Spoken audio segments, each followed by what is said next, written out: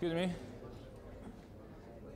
My name is Dimitris Papapetru, and I would like to apologize for the screen resolution. I had to bring it to a very low level in order for you to be able to read what I write during the demonstration.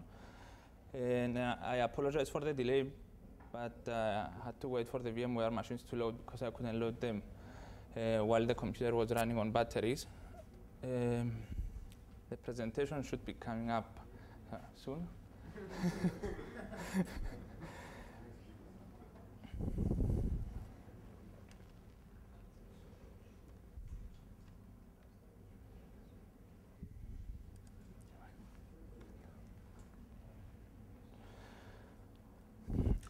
Okay, I'm going to present today a Hack-Jutsu 101. What does jutsu mean? It means it's a Japanese word for a technique or skill.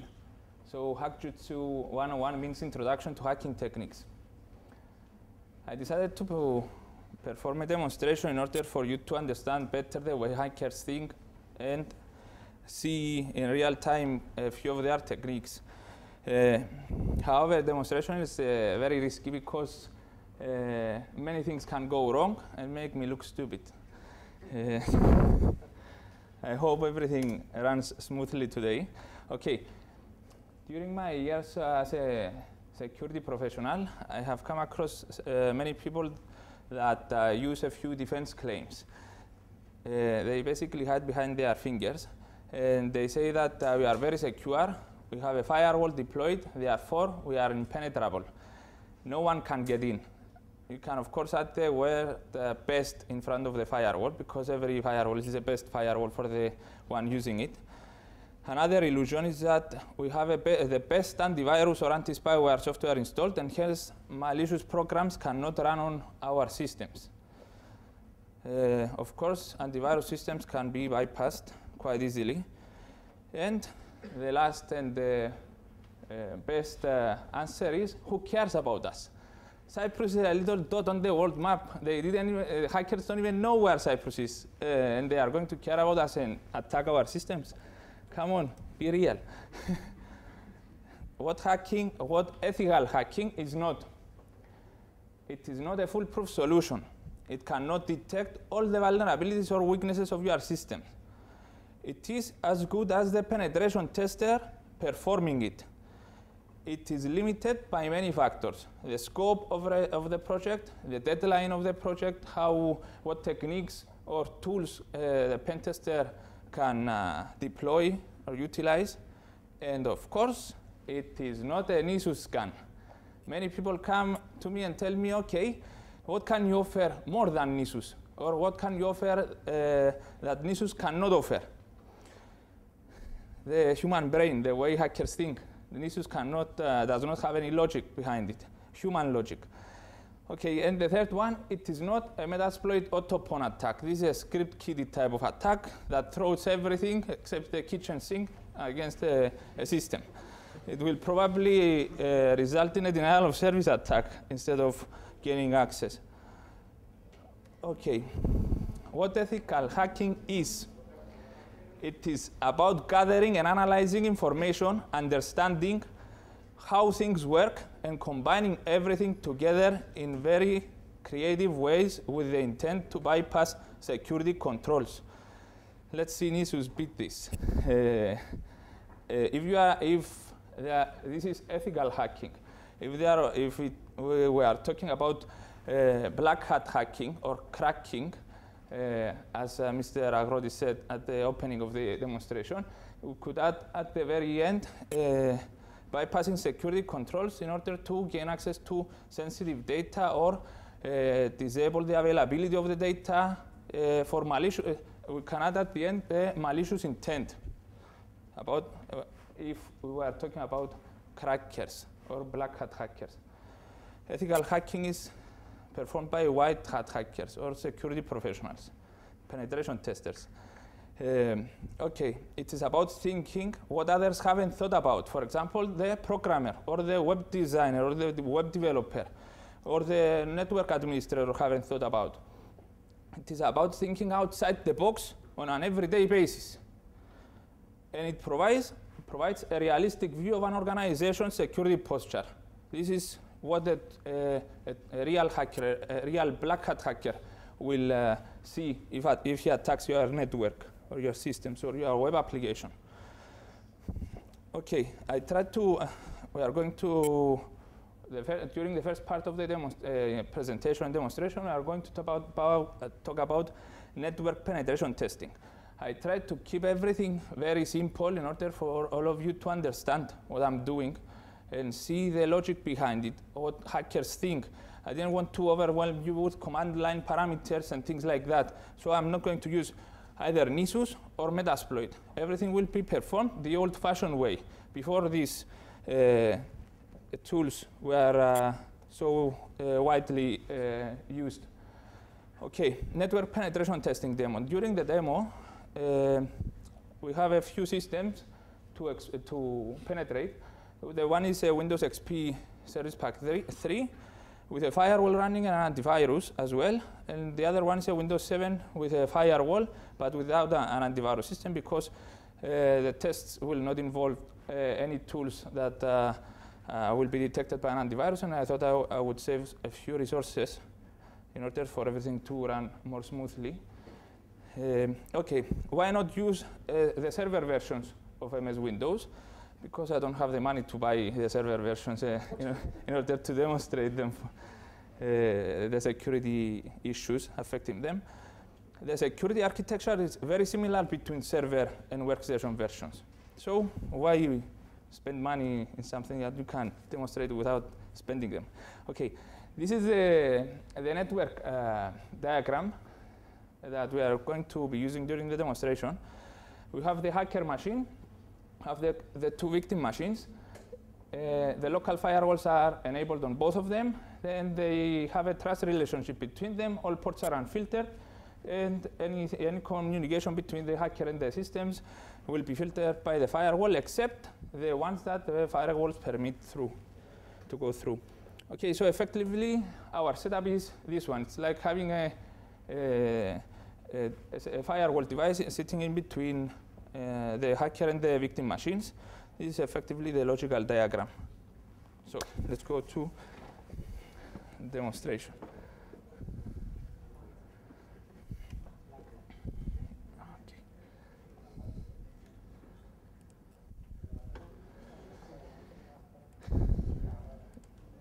I would like to introduce you to our victims first.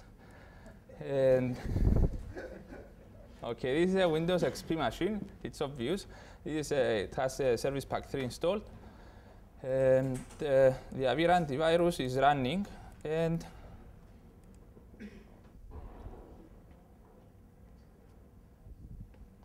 come on. Last updated 23rd of May. It's a week old. There's a signature. It doesn't matter. It fits our purpose. And our Windows 7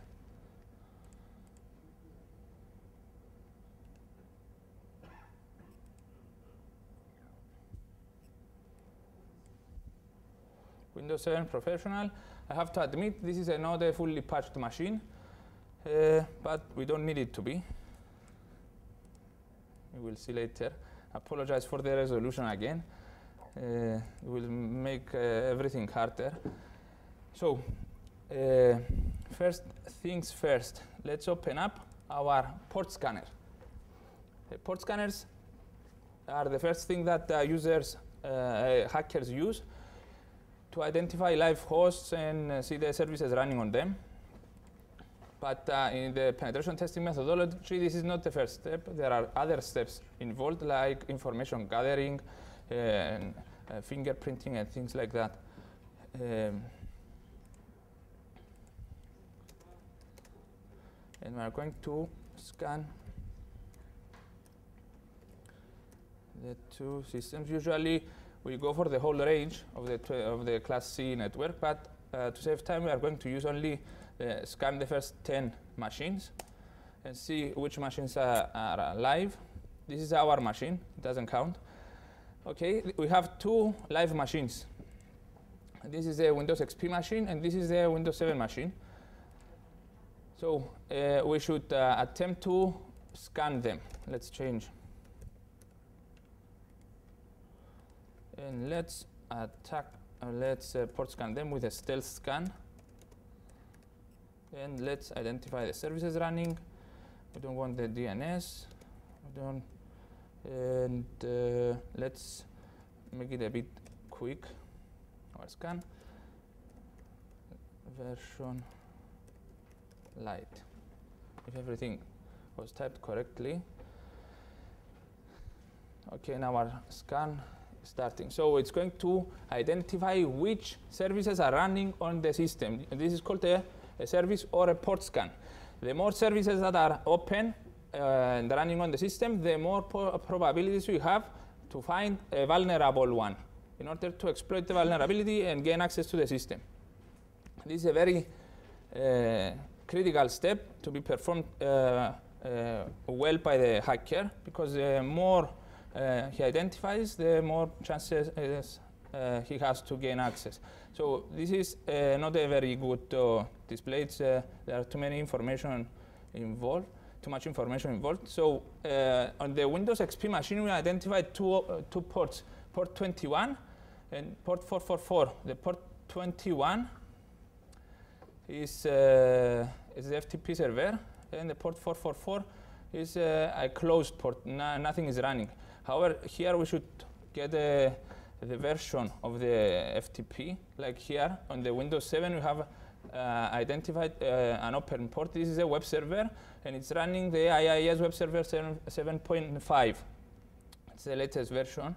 The same should come up for the other machine. So I'm going to specify this port only and remove a few extra steps to make it run faster.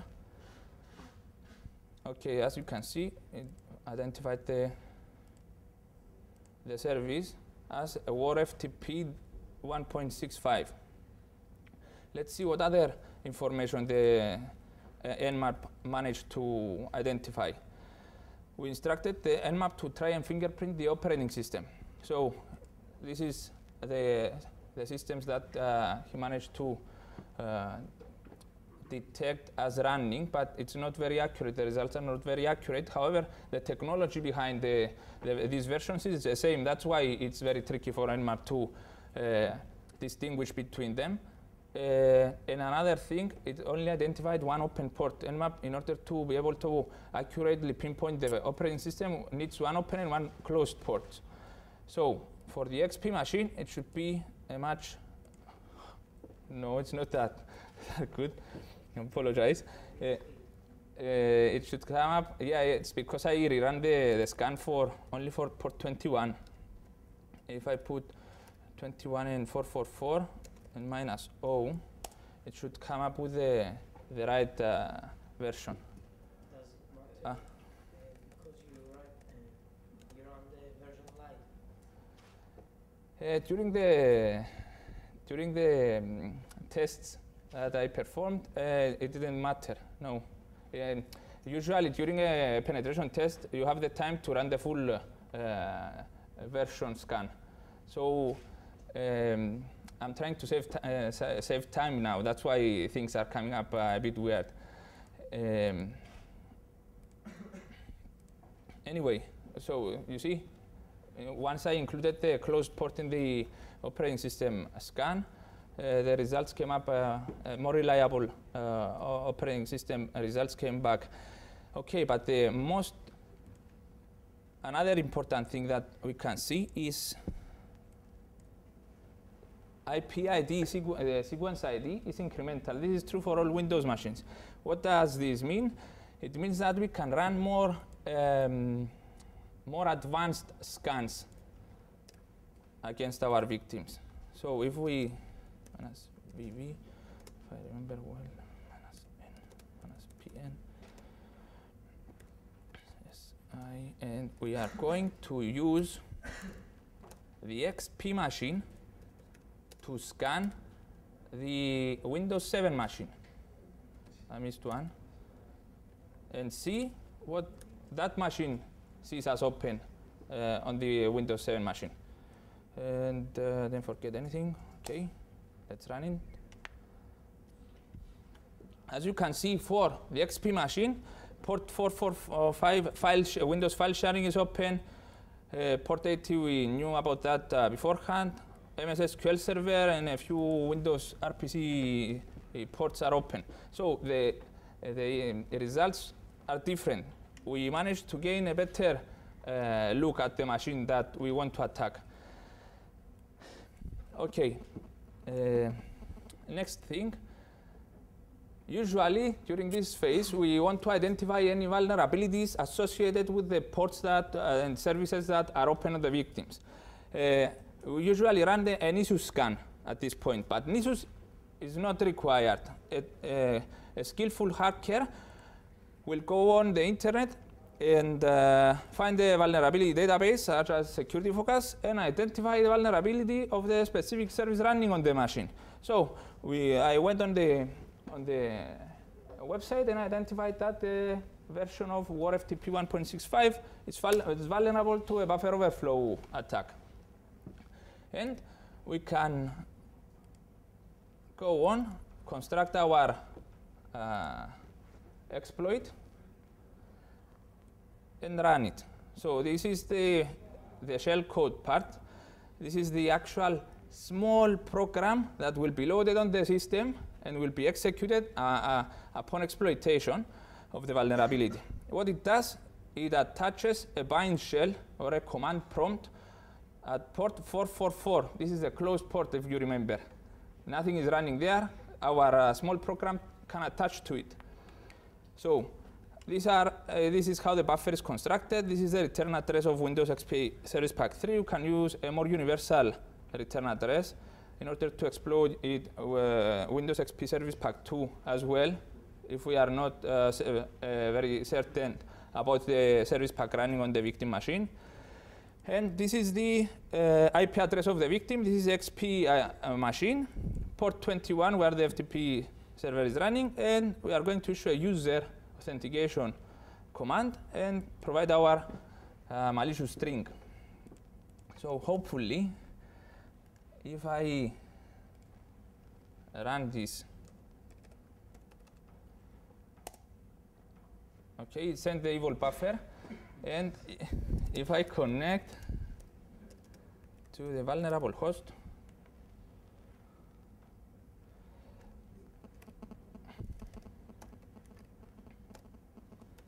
at port 444, I should be greeted with a command prompt. Come on, yes.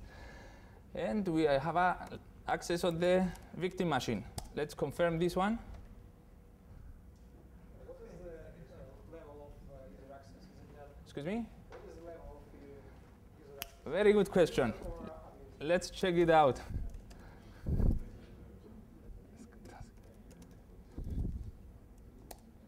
Oh,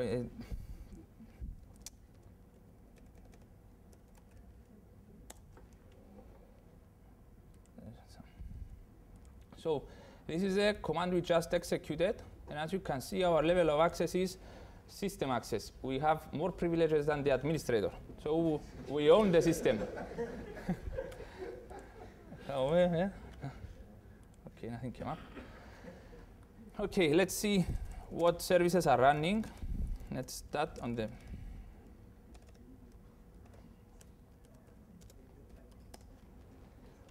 as you can see, we have an FTP server, we have the file sharing ports open, we have the port 444, etc. Now, what can we do? We can go into C, find a suitable directory in order where we can upload our tools. So let's see if temp is empty, and we should TFTP back to a hacker machine and get our tools.bat. Okay, this is a batch file that I created in order to save time during the demonstration because it was a very lengthy demo. The Windows XP computer is able to see it? No, The only way to see it's probably through the yeah. Yes, you will see the CMD running on the system. So you can see that the cmd.exe is open, and can give a hint to the owner that something is going wrong because he didn't start the command prompt. Okay, and hop. And of course, we have to start our TFTP server in order to serve the files that we need. And this, I should disconnect for now. Okay, these are the contents of the folder containing our tools. And let's minimize this and just attempt to get the file. And we managed to get the file correctly this time. Tools, if we run the batch file, it will start downloading a few of the tools that we need to run during the demonstration. Yes, okay. Since this is a very unstable exploit, and if something goes wrong, I will need to wait for the user to restart the computer in order for the service to be restarted, because if I accidentally exit the command prompt, the service, the FTP service will crash, and I won't be able to reconnect back. I need to use a more stable way to connect to the system. So I've decided to enable the telnet server.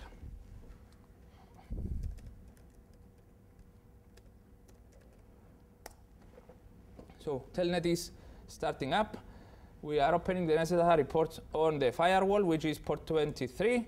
We are adding a local user with the username test and password 123, and we are adding the user to the local group of administrators. So if I connect to the system, telnet 168.1.2, I should be greeted with the login screen. So test 123. Come on. Okay, let's confirm. Good. We can exit now. Exit. Come on. Anyway. Okay, let's go into our tools folder. And attempt to dump a few password hashes.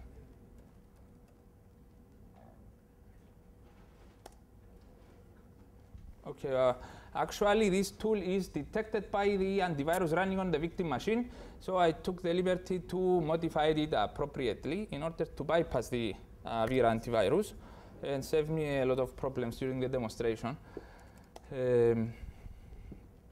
So this is a true example of firewall bypassing. So the tool generated a few files. If we check the contents of pwdump file, we can see that the password hashes are stored in there. Okay, we can upload our hashes to our machine and attempt to crack them at our leisure. But we are not going to do this right now because I want to save up time and finish with the presentation. I have a lot of things to talk about. Something else we can perform is use a local,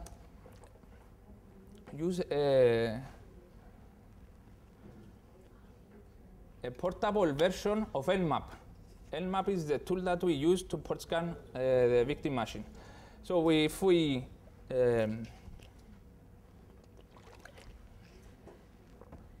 cd into our Nmap folder, we can port scan. Okay, I will leave that. The Windows 7 machine, 185. Come on. As you can see, it detected that port 3389, the remote desktop port, is open, something that we didn't know before. We didn't detect it during our initial scans. And we can see a few other ports. We already knew about their existence. This was a fast scan, so we didn't detect all the ports. We can run a port scan that will cover the whole 65,000 range of ports. So we have seen a more realistic view of the other machine that we want to hack, the Windows 7 machine. But there are a lot of good stuff on the vulnerable, on the exploited machine. So if we try and explore the machine a little bit, we can find passwords from the browser for web applications. We can find scripts that store passwords in them. There are a lot of things that we can do. So if usually the best stuff is on the administrator's desktop or in the My Documents folder of the administrator. So if we go to Documents and Settings, you can see that there is an account for a folder for administrator. DIR, it's in the desktop. Let's see. Okay, there are a few shortcuts. So the administrator may be using a debugger, maybe administering the FTP server. However, you can see that there is another folder in there. It's in the DBA files. There is a VB script which is called SQL Backup. I am pretty certain that many administrators, and I have found that out during my penetration test, leave scripts with plain passwords inside them, or they leave text files with passwords stored in them. This is a common mistake done by a network or database administrator or any administrator. They all do the same mistake. So if we check the contents of the file, we can see that it connects to the Windows 7 machine using the database as a system administrator account with the password. We have one more information in our hands to use it to exploit, gain access to the other machine. Okay, we have seen that the Windows 7 machine is running a MS SQL server on port 1433. We know the credentials. However, we do not have direct access to the machine. If you remember, from the hacker's machine, only the web server can be accessed on port 80. However, these things cannot stop a true hacker. We can use the vulnerable machine, the Windows XP machine, as a stepping stone. We are going to use it to tunnel our data through the XP machine and connect to the Windows 7 machine. How are we going to do that? Using port forwarding. We are going to set up the victim machine to listen on port 444, and any connection on that port will be forwarded to the Windows 7 machine on port on the MS SQL port. Okay, it's listening. So let's attempt to connect to that system using a database administration tool. Huh? Come on. You see? It made me look stupid. Huh? It's running. Okay, I took the opportunity to create a profile. It connects to the XP machine on port 444 and provides the credentials we just stole from the victim. And let's attempt to connect. Loading. And these are the databases on the Windows 7 machine. And we can browse through the tables and all the data. Albums, this is probably a music store. You can see a few albums here. There's a table with the user credentials. They are stored in clear text format. And we can access the Windows 7 machine, the web application on the Windows 7 machine using the credentials. However, why stay at this level? Why gain access to the database and only the stored credentials and database information stored in the database? we want to own the machine. This is what hackers call a true penetration. So we want to execute operating system commands on the machine. We can do this using a stored procedure in MS SQL Server, which is called xp-cmd shell. And we can provide the Windows, if we spell it correctly, it may execute the operating system command. Wait a little bit, and as you can see, this is the IP address of the victim machine.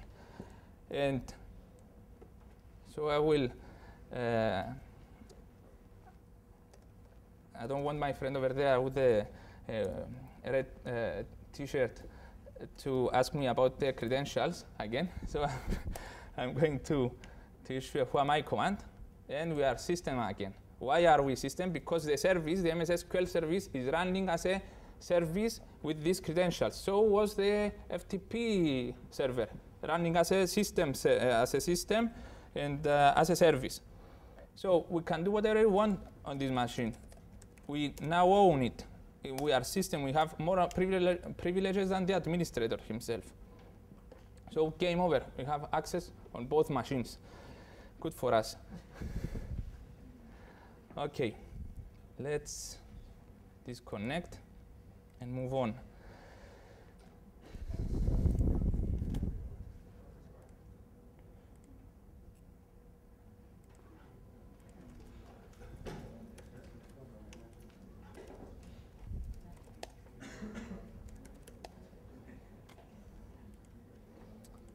Something is messing up my...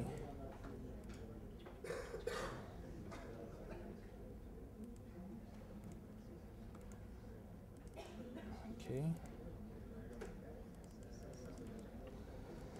I always get this during the demonstration. It may mess up the last part of the demonstration. Okay, so I forgot to show you this slide. We actually connected during the last stage of the penetration. We actually connected on port 444, and we were forwarded to the victim machine. So we gain access to the victim machine. Okay, I managed to crack the passwords. We dumped the operating system passwords from the Windows XP machine. And I want you to pay some attention to, where is the pointer? To the second one. This one. You see, this is a long password. And we managed to crack it in about 2 minutes.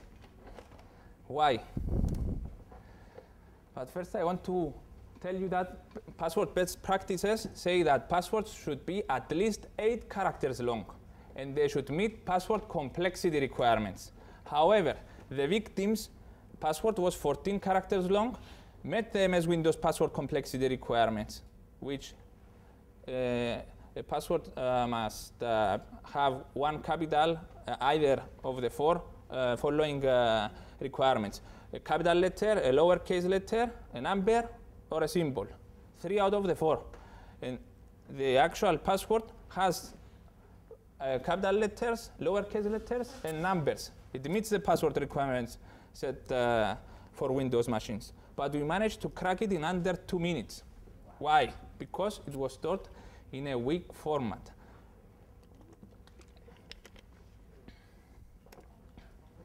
This is the algorithm of the LM hash. It capitalizes every letter. It splits the password in half, encrypts each individual piece, and concatenates them all together. So this is a weak form of hashing, an old form, and it has been replaced by NTLM several years ago. However, machines before Vista, I think, maybe Vista may be included. No, it's not included. No longer support LM hashing. They all support NTLM hashing. However, Windows XP, Windows 2003, they support LM hashing by default. So NTLM is stronger than LM. This is a good alternative. However, in addition, NTLM does not suffer from the same weaknesses as LM. Hence, 8 character long complex passwords are secure if LM is disabled, right? Wrong. Change your password security policy. Passwords must be at least 9 characters long. And this is just for now. Next year or in 2 years' time, you will be required to set a password policy with 10 characters long. This applies to unsalted MD5 hashes, and by unsalted I don't mean salt we put on our food, salt and pepper. You should research this method. It is a nice method to make your password hashes more secure. Linux and Unix machines utilize this. So I think it's everything is clear now.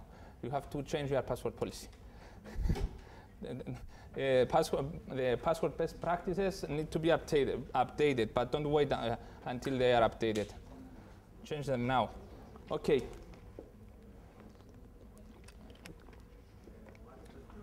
Yes. What if the password was more than 14 characters? Excuse me? What if the password was more than 14 Good question. If password was more than 14 characters long, automatically the LM hash generation will not be able to be executed because it can only support up to 14 characters long passwords. So the password would be encrypted only using the NTLM hashing. However, if a user enters a password that is 14 characters long or less, it will be vulnerable to the cracking, rainbow table cracking. And I would like to note this. The hacker needs to succeed only once. If one administrator account or a system admin account on the database has a weak password, that's all he needs. He doesn't need to crack the rest of them. One is enough. One user to gain access to your system, one administrator account to own your systems. Okay. The second part of the presentation, we are going to talk about cross-site request forgery attacks. These are web application specific attack. This is a web application specific attack, and it's about attackers tricking the victim into performing undesired functions without his or her knowledge. For example, to change his password on the website, to transfer money from his e-banking account to the attacker's account, and many things. There are a few requirements. The web application needs to be vulnerable to a cross-site scripting attack. For example, the e-banking application here is vulnerable, and the user just browses a common website which has been specially modified by a hacker to require the user to send instructions to transfer money to his e-banking account. Cross-site request forgery attacks can be performed using the HTTP GET method, the POST method as well, which is more difficult, but it is still possible. And they can use universal plug-and-play techniques to bypass the authentication required for the web application if universal plug-and-play is supported by the victim machine, victim device web application. Okay, attacks against DSL routers and modems may have devastating effects to organizations. A hacker may be able to change the primary DNS settings on the device and redirect all the traffic through his station and sniff all unencrypted traffic, or break the SSL tunnel and sniff encrypted tunnel, encrypted information. He can also use port forwarding to gain access to the internal network, or use the modem or router as a proxy to proxy himself to other victims on the internet. In the demonstration, we are going to use a second technique, because the only device that I had to use during this demonstration was a speed touch router, and it's not vulnerable to the simple type of attack, so I had to use this one. And I need to connect to the internet.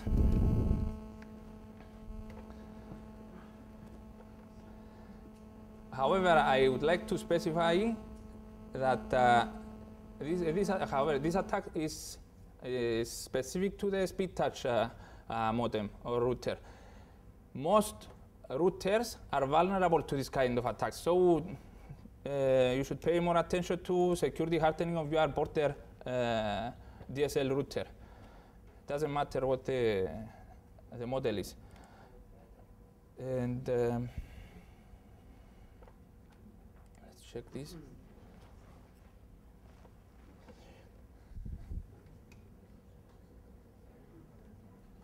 Okay.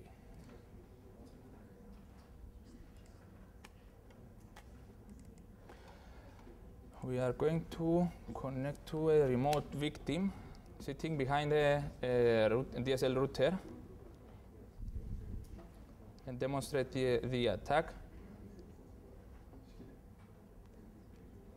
I need to find out the password. Okay.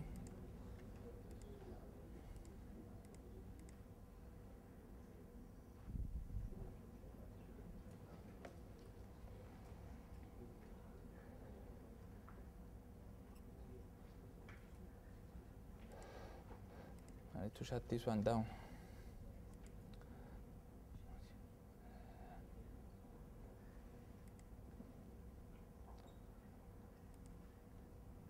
And let's connect to this one.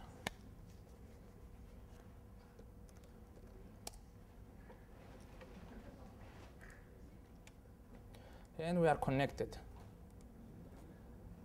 Let's open up the browser.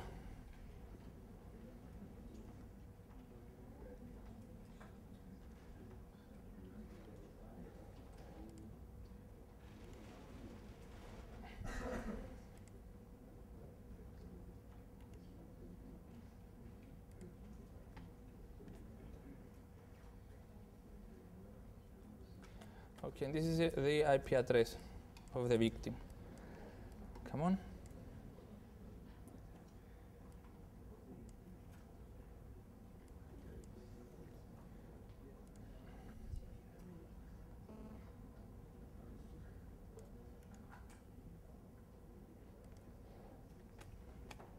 Okay. The attack vector will be performed through another website. This is a petition site that talks about to stop the construction of the nuclear plants in Akkuyu and some other part of Turkey. And here you put your name, your affiliation, your email in order to participate. This website was not constructed by the attacker. It is a legitimate website, and there is a chain email that goes around and tries to convince people to connect. Yes. That petition is good. Why hack it? Yeah, black hat hackers don't care about a good cause or if the victim is an old lady without money and anything else. They pick the easy targets, and this is a very clever method that can be utilized by a black hat hacker. He doesn't need to send emails to anyone. He doesn't need to construct any fake website. He can utilize a valid website and let the chain email perform its magic and invite victims to sign the petition and become victims of the hacker. So the hacker signs the website and inserts some malicious code in it.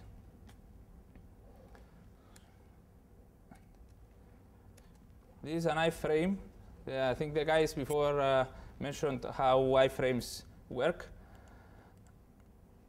And we are going to perform some HTML injection technique and inject the iframe into the website. So we signed the petition, and now a victim, oops, where is the victim?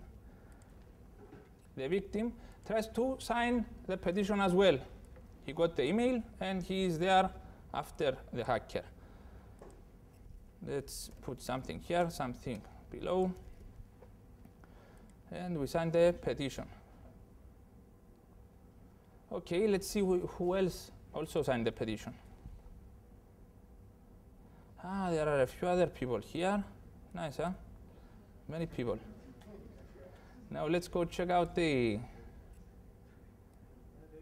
modem. As you can see at the beginning, when we visited the administration page, nothing was inserted as a port forwarding rule on the modem's configuration. However, if we press Shift refresh and get the web page reloaded from the server, not from the browser cache,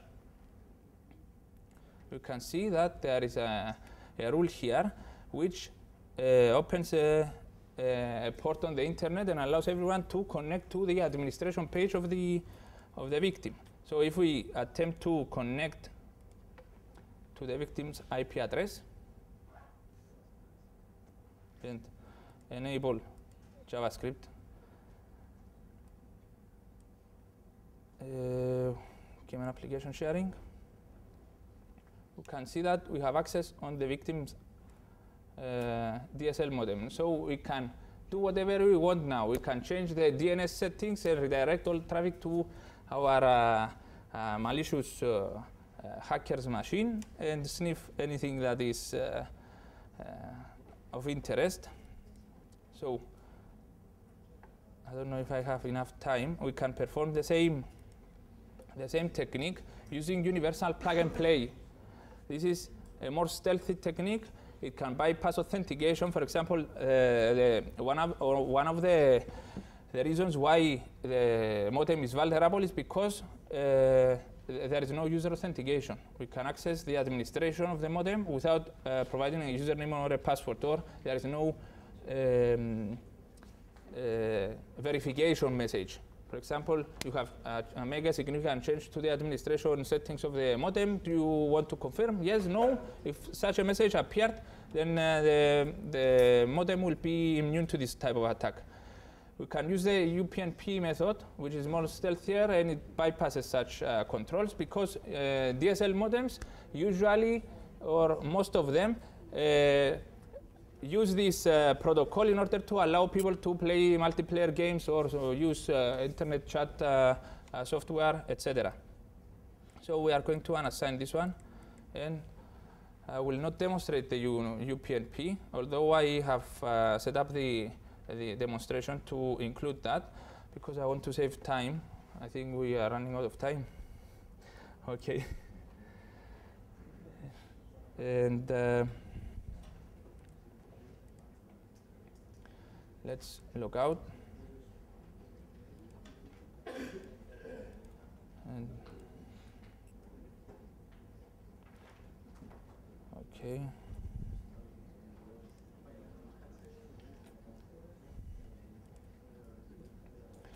Okay. Next presentation. The next part of the presentation is about client-side attacks. A big part of the presentation was covered by Andreas and Angelos before. However, I am going to demonstrate a relatively different attack vector. A few words about this kind of attacks.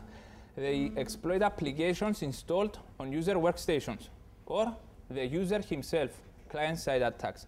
They can be used to trigger a user to upload, to execute a malicious executable, to open an Office document with a malicious executable embedded, or a PDF document, anything, to click on a URL link. And they are the new type of attack, of the remote attacks. They are not that new. They are 2 or 3 years old. However, they are very hot topic, and they are massively exploited by black hat hackers. They target the low-hanging fruits, the users, the low security awareness of the users, and they bypass firewalls and infrastructure security systems. It is a very easy way to gain access to a network. Attackers only need to succeed once to gain access to the network, and they only need to succeed to trick a user, or perhaps not trick the user. So we are going to display and demonstrate a way that the user is unaware that he is being exploited. No link are going to be clicked, no nothing. Okay. Let's go on to the demonstration. I should have started the backtrack. I apologize for the delay. It will only take a few seconds. And we will visit the malicious site again.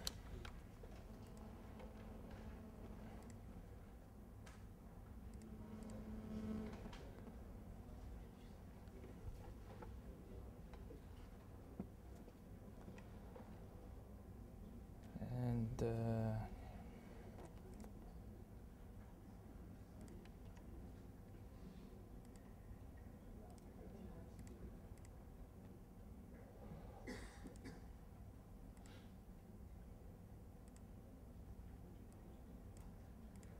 starting up, let's set up our victim to go visit the malicious website.